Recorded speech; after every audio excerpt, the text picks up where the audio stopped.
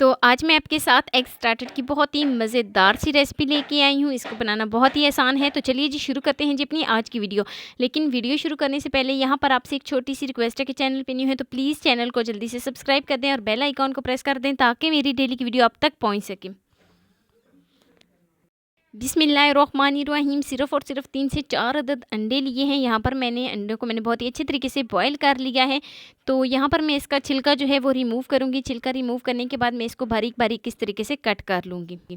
तो एक खूबसूरत से बॉल में एग शामिल करूँगी। शामिल करने के बाद यहाँ पर मैंने पालक को बहुत ही बारीक तरीके से काट लिया था। तो पालक शामिल करूँगी। 1 टेबलस्पून इसमें बेसन शामिल करूँगी और कुछ मसाले शामिल करूँगी जिसमें नमक, कुटी हुई लाल मिर्च और कुटा हुआ धनिया शामिल करूँगी। और करने के बाद थोड़ी सी हल्दी शामिल करूँगी और इसको मैं एक दफ़ा बहुत ही अच्छी तरीके से मिक्स करूँगी। मिक्सिंग इसकी बहुत ही आसान है। इसमें थोड़ा सा पानी शामिल करूँगी। पानी शामिल करने के बाद इसको बहुत ही अच्छे तरीके से मिक्स कर लेते हैं। तो लीजिए अब इसके छोटे छोटे बॉल बना लेंगे और घी जो है वो फुल गर्म हो गया है। गरम गरम घी में मैं सारे जो है ये एग जो है इस तरीके से डाल दूँगी। बहुत ही अच्छे तरीके से इनको फ्राई कर लेती हूँ।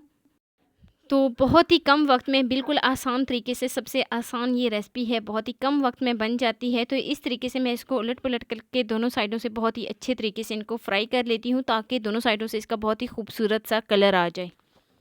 तो कलर आने के बाद जो मेरे पास घी था उसको मैं हाफ़ कर दूँगी। बिल्कुल जब ये हाफ़ प्याली रह जाए तो तब मैं इसमें शामिल करूँगी प्याज। प्याज शामिल करने के बाद मैं इसको बहुत ही अच्छे तरीके से एक दफ़ा मिक्स कर लेती हूँ और मिक्स करने के बाद कुछ मसाले इसमें शामिल करूँगी। 1 टीस्पून मैं इसमें धनिया पाउडर शामिल करूँगी। 1 टीस्पून कुटी हुई लाल मिर्च शामिल करूँगी। 1 टीस्पून इसमें नमक शामिल करूँगी और बहुत ही अच्छे तरीके से इसको मिक्स कर लेती हूँ।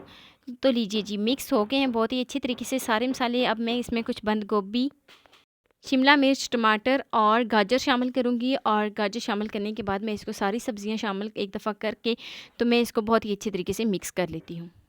तो अब हमने इस सब्ज़ियों को बहुत ज़्यादा इसकी भुनाई नहीं करनी, बस इतना पकाना है ताकि सब्ज़ियों का कच्चापन जो है वो ख़त्म हो जाए।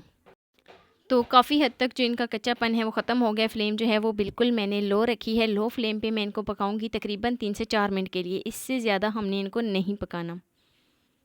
तो बिल्कुल लो फ्लेम पे मैं कवर कर दूंगी 1 से 2 मिनट के लिए ताकि सब्ज़ियाँ जो हैं वो बहुत ही अच्छे तरीके से सॉफ्ट हो जाएँ, उनका कच्चापन ख़त्म हो जाए। तो 1 से 2 मिनट हो गए हैं और सब्ज़ियाँ जो हैं वो बिल्कुल सॉफ्ट हो गई हैं। मैं आपको चेक करा देती हूँ। तो अब मैं इसमें शामिल करूँगी 1 टेबलस्पून सोया सॉस और 1 टेबलस्पून इसमें चिली सॉस शामिल करूँगी। तो 1 टेबलस्पून ही मैं इसमें केचप शामिल करूँगी और एक दफ़ा केचप शामिल करने के बाद मैं इसको फिर से बहुत ही अच्छी तरीके से मिक्स कर लेती हूँ। इससे जायका और फ्लेवर जो है वो बहुत ही खूबसूरत सा आता है, बहुत ही जायकेदार जो है वो हमारा एक्सट्रैक्ट तैयार होगा। तो जो मैंने एग फ्राई करके रखे थे वो इसमें शामिल करूँगी। 2 से 3 मिनट पकाने के बाद सब्ज़ियों को तो एक दफ़ा बहुत ही अच्छी तरीके से मिक्स कर लेती हूँ। और यहाँ पर हमने बहुत ज़्यादा देर में नहीं पकाना, बस कुछ सेकंड ही पकाएंगे क्योंकि एग जो थे वो ऑलरेडी पके हुए थे और यहाँ पर मैंने जो इसमें बेसन लगाया था उसको भी फ्राई कर लिया था। तो बहुत ज़्यादा देर हमने इसको नहीं पकाना। तो अब हम फ्लेम को ऑफ़ कर देंगे और इसको सर्व कर लेते हैं।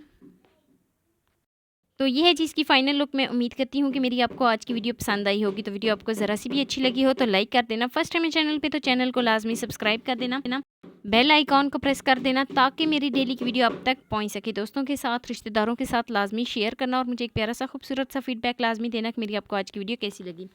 तो मिलते हैं नेक्स्ट वीडियो में एक नई रेसिपी के साथ। अपना बहुत सारा ख्याल रखना, अपने से ज़्यादा दूसरों का। अल्लाह हाफिज़।